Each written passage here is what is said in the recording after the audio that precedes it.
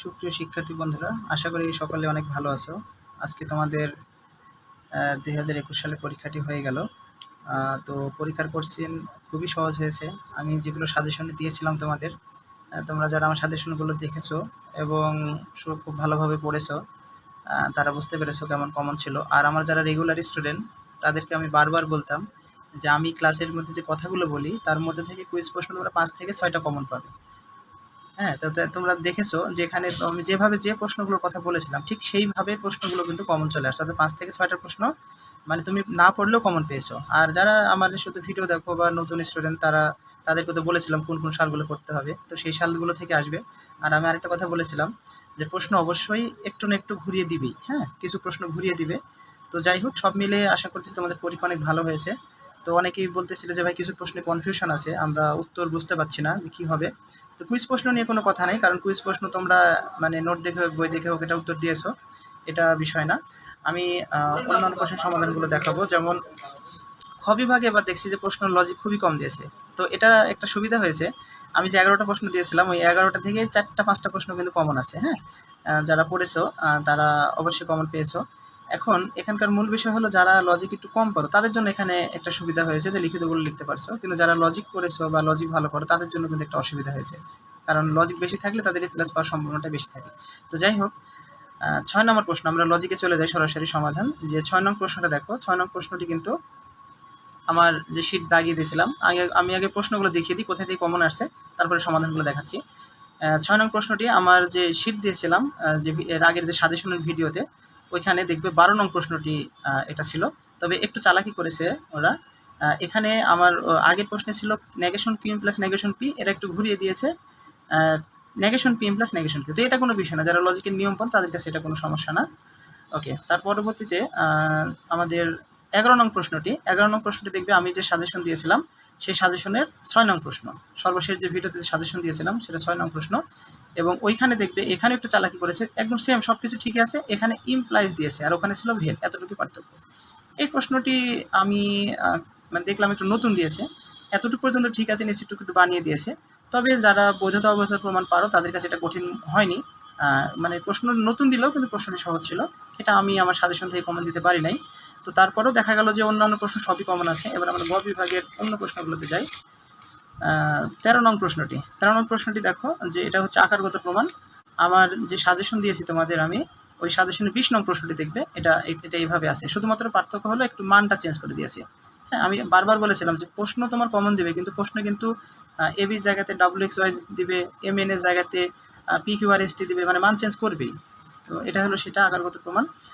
আর শর্তমূলক প্রমাণ, আমি যে সাজেশন দিয়েছিলাম সেই শর্তমূলক প্রমাণের একদম 1 নং প্রশ্ন, সাজেশনের 1 নং প্রশ্নটি দেখবে এটা আছে, শুধুমাত্র পার্থক্য করেছে এখানে যে মানটি ছিল ওই মানটা ওরা চেঞ্জ করে এখানে পি দিয়েছে, এই যে পিটা শুধু চেঞ্জ করে দিয়েছে, বাকি সবগুলো ঠিকই আছে, কিছু মান চেঞ্জ করে দিয়েছে, এটাই আর কি।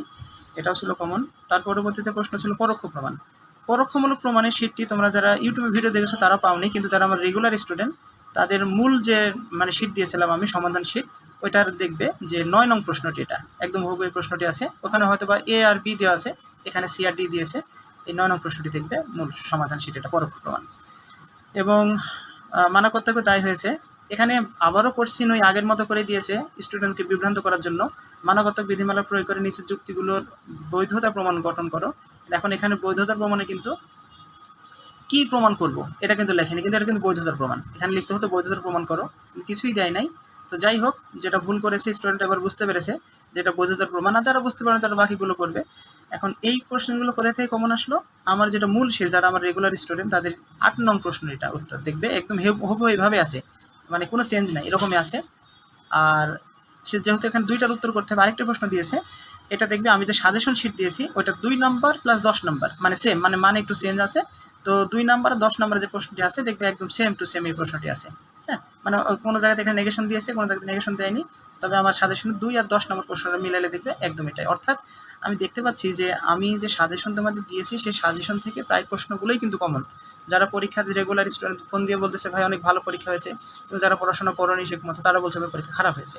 এখন কোশ্চেন সহজ হোক বা কঠিন হোক এটা তো বিষয় না, বিষয়টা হলো যে তোমাকে লজিক জানতে হবে, লজিক না জানলে তোমার কাছে সব কিছুই কঠিন লাগে। তো যাই হোক, আর কথা না বাড়িয়ে আমরা এখন চলে যাই সমাধানে। আমাদের খ বিভাগের 6 নং যে প্রশ্নটি ছিল, আমি শুধুমাত্র সমাধান দিয়েছি, ব্যাখ্যাটাকে কিছু দিই নাই। 6 নং প্রশ্নের সমাধানটা হলো এটা। দেখো এখানে যাদের এইটা ক্রস আসছে যুক্তিটি কিন্তু অবৈধ হবে।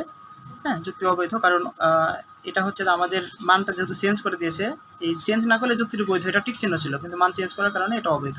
এটা ছিল খ বিভাগে 6 নং প্রশ্নের উত্তর। তার পরবর্তীতে এটা হলো গ বিভাগ। গ বিভাগের 11 নং প্রশ্ন এটা ছিল। এটা ছিল যে নিচের বচনাকারটি সত্য সত্য সত্য মিথ্যা না অনির্দিষ্ট মান এটা নির্ণয় করতে বলেছিল, বা না, প্রশ্ন এভাবে ছিল যে সত্য সত্য কিনা তা দেখো। তো ক্যালকুলেশন করে সবগুলো সত্য হয়েছে, এজন্য বচনাকারটি সত্য সত্য। তোমরা দেখে নাও, যাদের এটা হয়েছে তাদের সঠিক, আর এর বাইরে হলো এটা ভুল হয়েছে। এর পরবর্তী প্রশ্ন হলো 12 নং।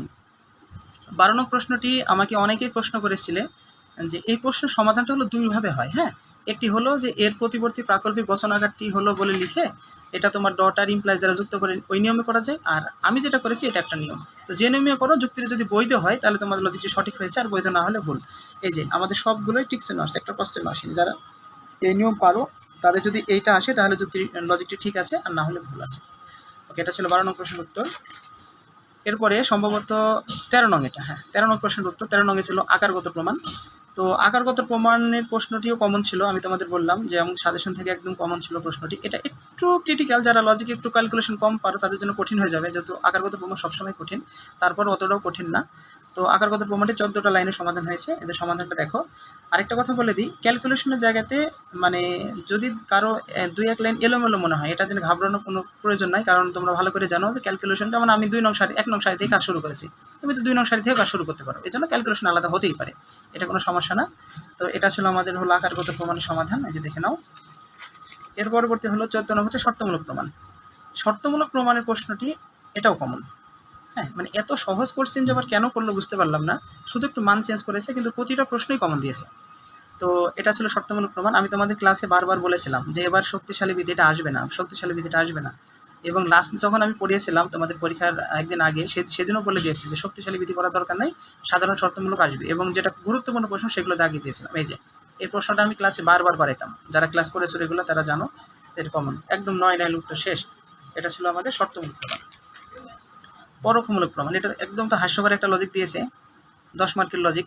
তো পরোক্ষমূলক প্রমাণ এটা হচ্ছে আমার শিটের মেবি কত নম্বরের জন্য দেখলাম, যেটা আমার মূল শিটে আছে, এটা আমি গতদিনের সাজেশনে এটা আসে নাই, কিন্তু মূল শিটে আছে, যারা তোমরা প্র্যাকটিস করেছো ওখানে দেখবে যে এ আর বি আছে, এই পরোক্ষমূলক প্রমাণ। এই যে 7 লাইনে উত্তর শেষ। হ্যাঁ, আমি এখানে সি প্রমাণ করেছি, যদি কেউ ডি প্রমাণ করো তাহলে ডিও প্রমাণ হবে, কোনো সমস্যা নেই, যে কোনো একটা প্রমাণ করলেই হলো, তবে ডি সিটা প্রমাণ করাটা একদম সহজ। আচ্ছা, তার পরবর্তীতে হলো দেখো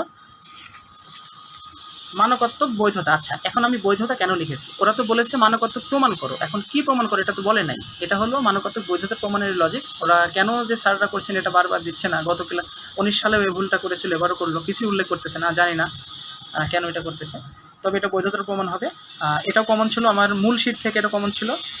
এটা হচ্ছে রোমান 1-এর সমাধান। এটা দেখো, অনেকেই এটা হয়তো বা ধরতে পারো নাই, আমি যখন ক্লাস দিয়েছিলাম এখানে বলে দিয়েছিলাম যে অনেক সময় ডট না থেকে ভ্যালু থাকতে পারে, আর আমাদের চিনার দুইটা উপায়, একটা হলো এই উল্টা ইএক্স, আর একটা হলো ডট অথবা ভেল। তাহলে উল্টা ইএক্স থাকলে কি হবে, বিশেষ বচন, তাহলে এটা মনে হতে পারে ভাই কীভাবে ডাব্লু হলো, এই যে উল্টা ইএক্স আছে এটা বিশেষ বচন, আর এটা সার্বিক বচন, এই কারণে এটা হচ্ছে সব কিছুতে ডাব্লু হলো, কারণ সিদ্ধান্ত বিশেষ। এটা তোমরা যারা ক্লাস করেছো বুঝতে পেরেছো। আর সর্বশেষ যে লজিকটি ছিল এটা হলো রোমান 2, এটাও কমন। হ্যাঁ, এই প্রশ্নটিও কমন ছিল, মানে এক কথাতে প্রতিটা প্রশ্নই কমন ছিল, তবে একটা চালাকি করেছে যে এখানে হয়তো বা এফ এর জায়গাতে তোমার এ ছিল, এর জায়গাতে এফ করে দিয়েছে, এরকম চেঞ্জ করেছে, হয়তো এখানে নেগেশন ছিল না, নেগেশন দিয়েছে। তো যারা ক্যালকুলেশন পারো এতটুকু পরিবর্তনের তো কোনো সমস্যা নেই। তো এই ছিল তোমাদের মোটামুটি সলভ। আমি লিখিত কোনো সমাধান দিলাম না, শুধু লজিক, কারণ লিখিতগুলো তোমরা তো নোটে পাবেই, লজিকগুলোর সমাধানটা কঠিন, এই জন্য লজিকের সমাধান করে দিলাম। তো আশা করি সকলেই অনেক ভালো পরীক্ষা দিয়েছো, দোয়া করি যেন ভালো রেজাল্ট হয়, বাকি পরীক্ষাগুলো ভালো করে দেওয়ার সবাই চেষ্টা করো। আর সর্বশেষ আরেকটি কথা, যারা আমার কাছে পড়ে উপকৃত হয়েছো তারা অবশ্যই পরবর্তী ইয়ারের জন্য স্টুডেন্টকে রেফার করবে, বলবে আমার কাছে পড়ার জন্য। আমি অনলাইন অফলাইন দুইভাবেই পড়াবো। হ্যাঁ, যদি মনে হয় যে আমার ক্লাসগুলো বুঝতে পারো আর আমার ক্লাসগুলো করে তোমাদের উপকার হয়েছে, ভালো পরীক্ষা দিতে পারছো, তাহলে অবশ্যই তোমাদের ছোটো ভাই বোনদেরকে বলবে আমার কাছে পড়ার জন্য। তো আজকের মতো এই পর্যন্তই, সবাই ভালো থাকো, খুদা হাফেজ।